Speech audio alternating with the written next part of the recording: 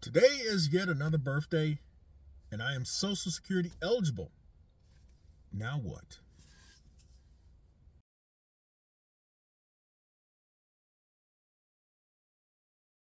The only advantage of retiring early is that you've retired from your working situation, and for some people, that's a great situation to be in.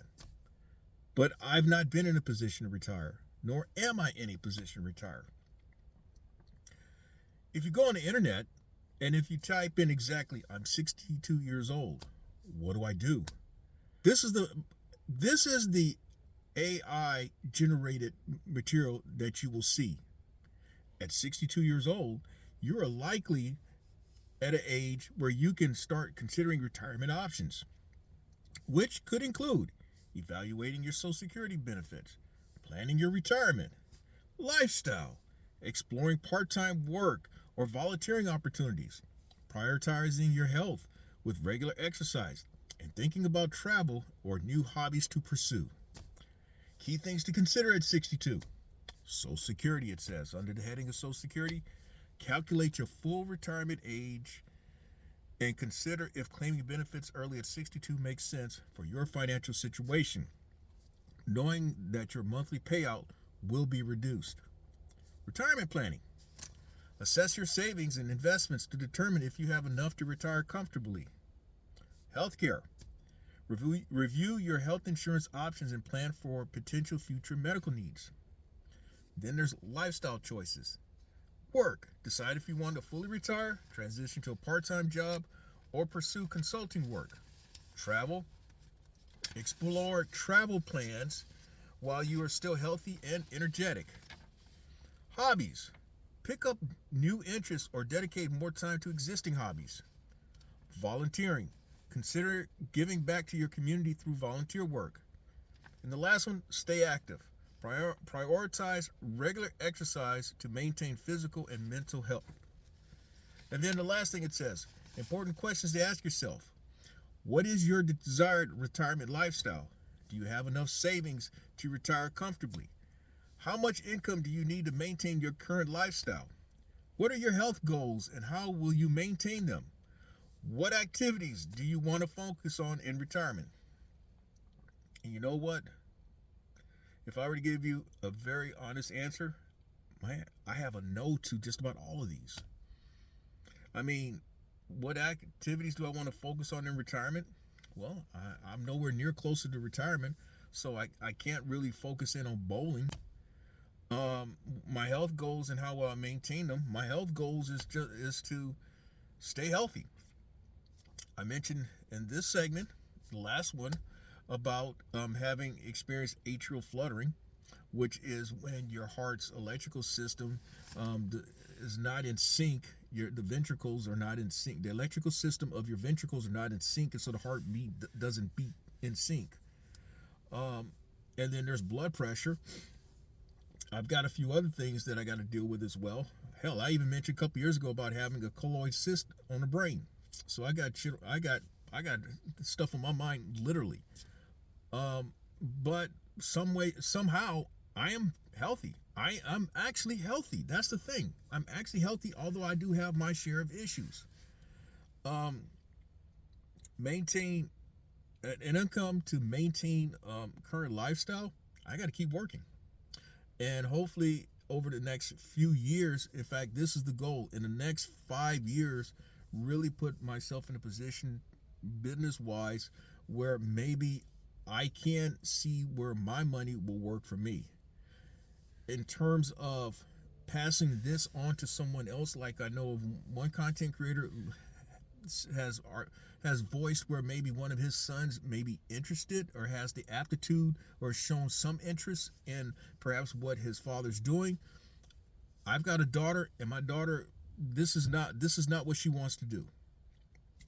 So, um, so hey, I've got to put myself in a position where the money works for me from a business standpoint. Do I have enough savings to retire comfortably? No. What is my desired retirement lifestyle? In the absolute perfect world, I would love to retire to Brazil. But that's a dream that I got to wake up from. So then, where have the decades gone for me to say, now what? I got to think all the way back to my 20s. And by the way, if you happen to like this particular segment of the Get Geezer or in any other segment of the Get Geezer, hit that subscribe button, give my content a thumbs up, share my content among others, and I definitely welcome comments in the section below. So yeah, this one kind of hits home because I think that some of y'all still have parents who have reached geezer status, retirement status, or at least what should be chronologically or technically retirement status.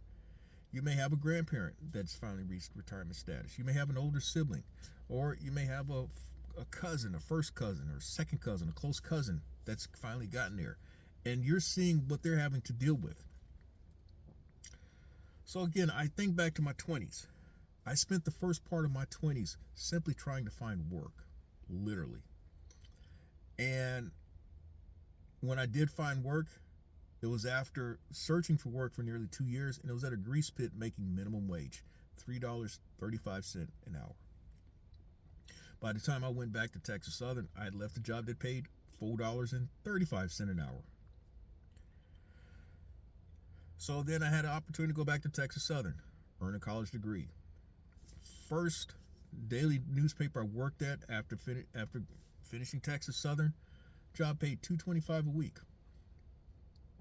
That's right, $2.25 a week, full-time fucking job, college degree in New Braunfels, Texas, at the New Braunfels Herald Zeitung. $2.25 a week. The biggest incentive was 15 cents a mile, a mileage check that you got once a month.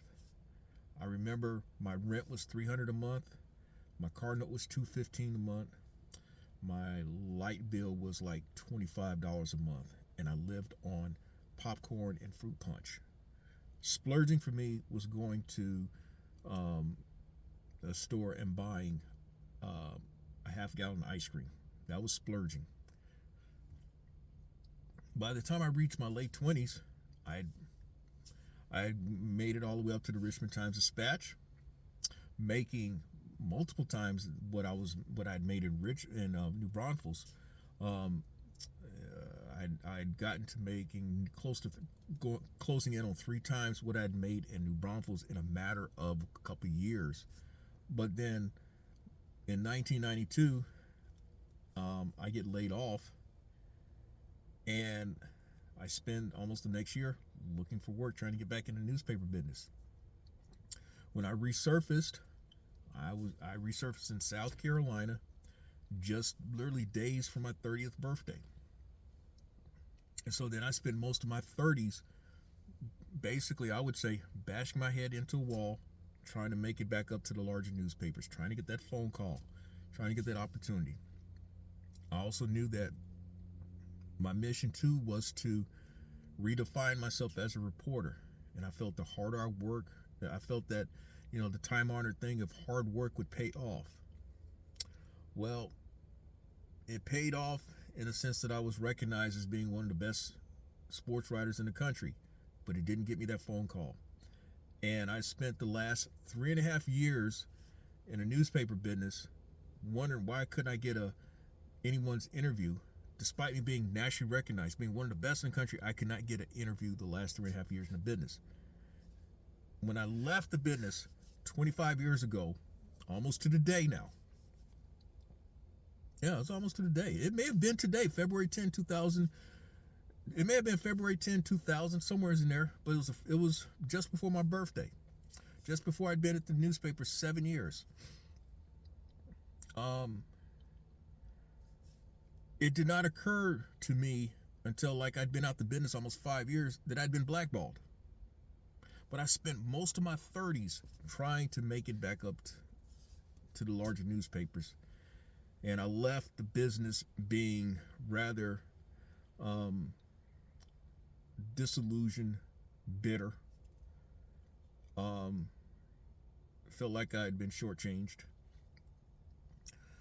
But then I move into my 40s, and I was on my own. I started on my own with that first iteration as having my own insurance agency. And I guess you say I was trying to redefine myself, and I worked at trying to build an insurance agency, like I said. Then in my mid 40s, um, some may say it was a midlife crisis, but I can't say that. In my mid 40s, I um, got the writing bug. That's a nice way of saying it. Some would say something else though, but I got the writing bug, and I thought about writing books. And in doing that, I rediscovered myself again as a writer. And for the next 5 years, I put a lot of effort into writing.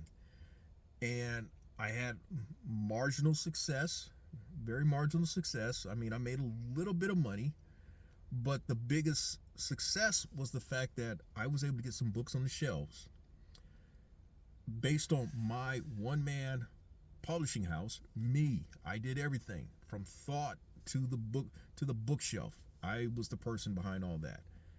And I also had 3 books that made the monthly selection of a national book club.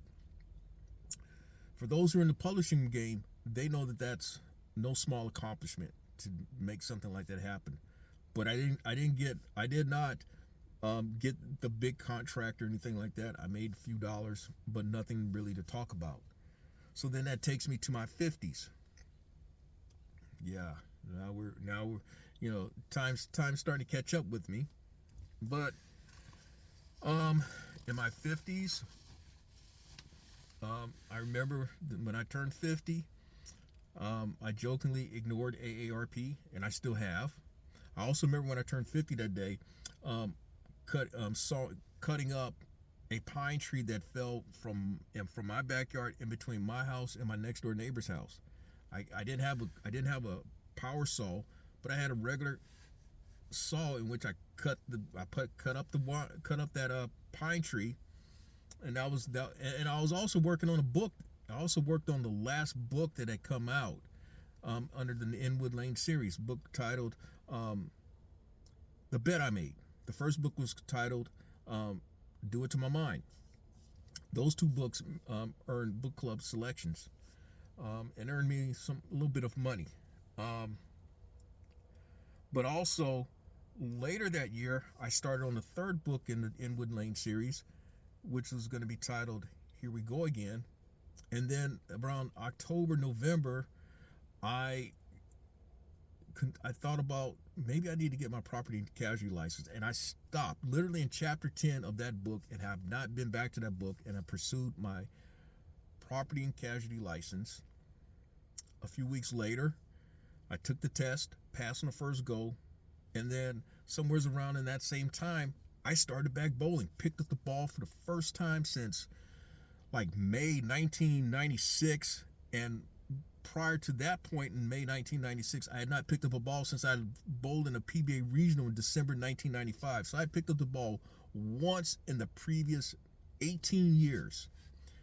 And I guess you'd say I spent my early 50s bowling. Come to find out, bowling on one leg. Come to find out, bowling on what was an arthritic hip that needed to be replaced. And so I know I've spent like the last 10 minutes saying, well, what do I do? What's next?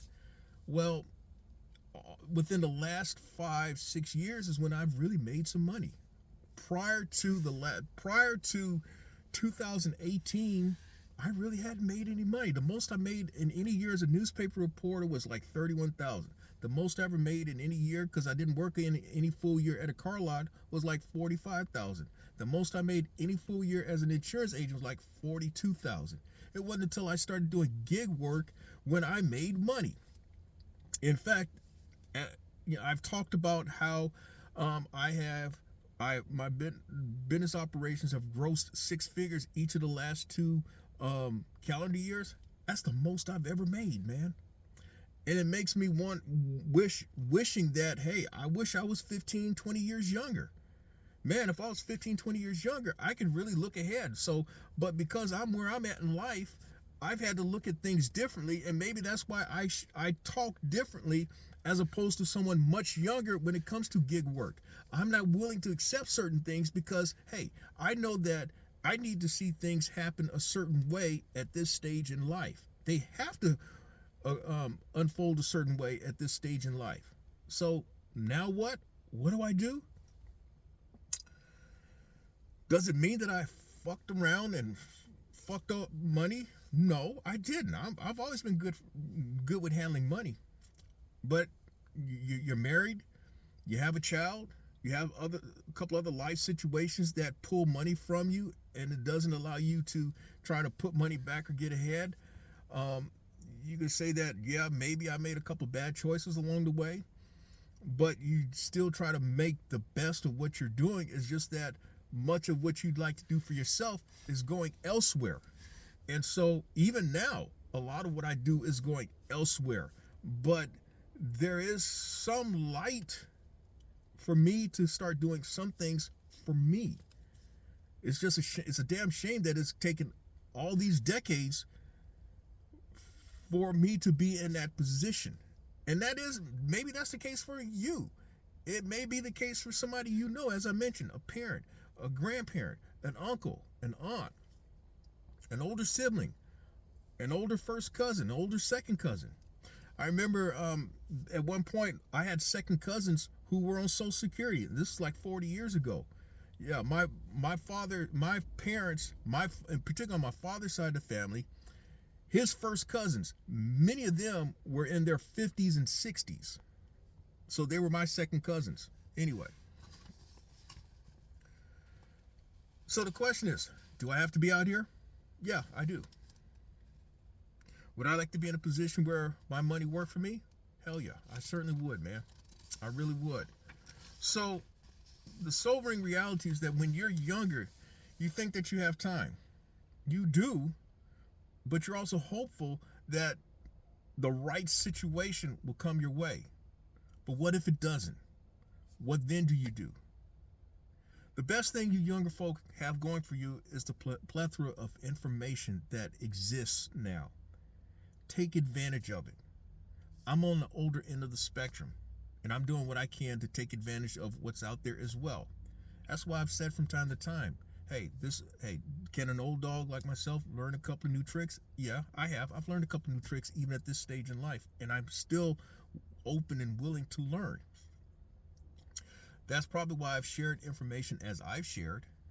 It's also with a sense of experience, having gone through a few of the wars out there. And so when I share something, I feel very much responsible for what I'm sharing with y'all, because I have zero intentions of passing along bad information. I'd rather not say anything at all. So when I thought about putting together this segment of the Gig Geezer, I thought about George Foreman. Many of y'all think of George Foreman with the George Foreman grill, but I remember George Foreman as a child fighting in the Mexico City Olympics. Hearing that he was from Houston, because my parents coming from Houston, that caught my attention because I'm from Houston as well. And so we knew that, hey, George Foreman, Houston's George Foreman fighting in the Olympics, and he wins the gold medal again, beating to a pulp Jonas Shapoulis. But George Foreman was a feared fighter. And if you ever heard that famous call from Howard Cosell, "Down goes Frazier! Down goes Frazier!" That's because George Foreman knocked him to the mat like a ping pong ball. He did the same thing to Ken Norton. But George Foreman talked about coming back out of retirement after being away from boxing for over 10 years. And he talked about he wanted some Tyson. He wanted some Mike Tyson. And then Mike Tyson, he lost the title to James Buster Douglas in February 1990. In fact, 35 years ago, if memory serves me correct, today in Tokyo. Nobody gave him a chance of winning, and James Buster Douglas won. And what I recall was later that year, James Buster Douglas fought Evander Holyfield in his first title defense, and he lost.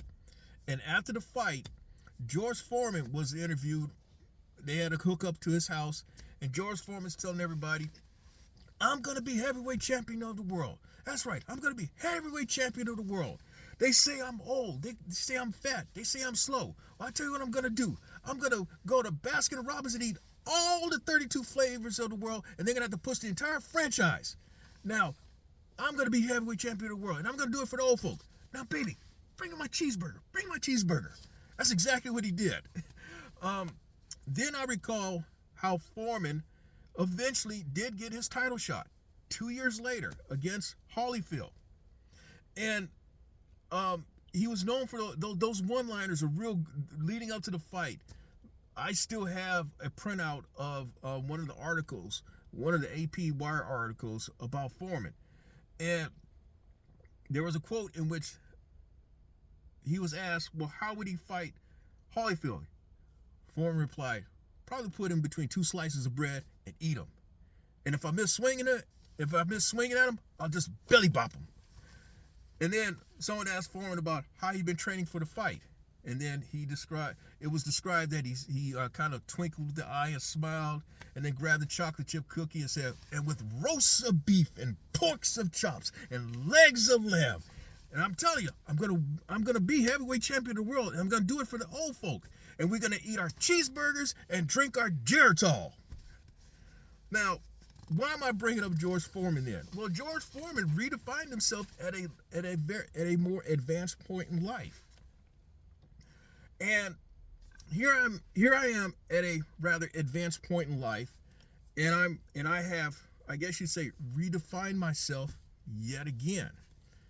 Now, Get Geezer is not really what I'm saying. Where you can make the argument that I have redefined myself in the sense being Get Geezer, as many of you know, because I am an older person who has worked the gig apps. I'll share this with you. I first called myself Geezer back when I was doing Amazon Flex. But Geezer was because of, I thought of, okay, here I was. I started back bowling, and my goal was to bowl in some PBA 50 regionals. I wanted to bowl among the geezers at the regional level, which I did. And so when doing Amazon Flex, folks sometimes couldn't keep up with Inwood Lane, so I said, hey, just call me Geezer, because I felt that this was another iteration of me. When I bowled, that was another iteration. That was Geezer 3.0. And then when I came back from hip replacement surgery, it wasn't Geezer 4.0, but it was somewhere in between, Geezer 3.5. So I told everybody, just call me Geezer. And then when I started this YouTube channel, I figured, well, why not? Let's go with Get Geezer. My daughter didn't think it was that great, but then over time, she's like, you know what? That kind of makes sense. So, I know that I've talked for a good while, but I'm kind of sharing just where I'm at. What do I do? And I guess right now, what I'm thinking about is I just got to keep doing what I'm doing. Fortunately, I've been able to be healthy enough to come out here, even when my health was what I did not know was not in good. I was not in good health. Just a few months back with the blood pressure and the atrial fluttering. But I kept pushing myself, coming out here every day. I'm at a point now that, hey, I don't feel worn out. When I wake up, I actually wake up feeling rested. I actually feel like I've got some energy, more energy than I did 6 months ago. But again, the question is, what do I do? Where do I go? And I just think about, I just got to keep going. I just got to keep pushing. As long as I got ability, keep pushing towards that goal, because that's really what's keeping me going right now. And I think that's the way it is for a lot of folk once they get to a certain point in life. There's something that keeps them going. What it is, that's between them and them only. I'm kind of sharing with you right now what's keeping me going. It is the pursuit of business. It is the pursuit of putting myself in a position where maybe I can dial it back significantly and allow my money to work for me. And so maybe you got something out of this. Hopefully you did get something out of it. And if you did, hey, if you don't mind, hit that subscribe button. Give my content a thumbs up. Share my content among others, and I definitely welcome your comments in the section below.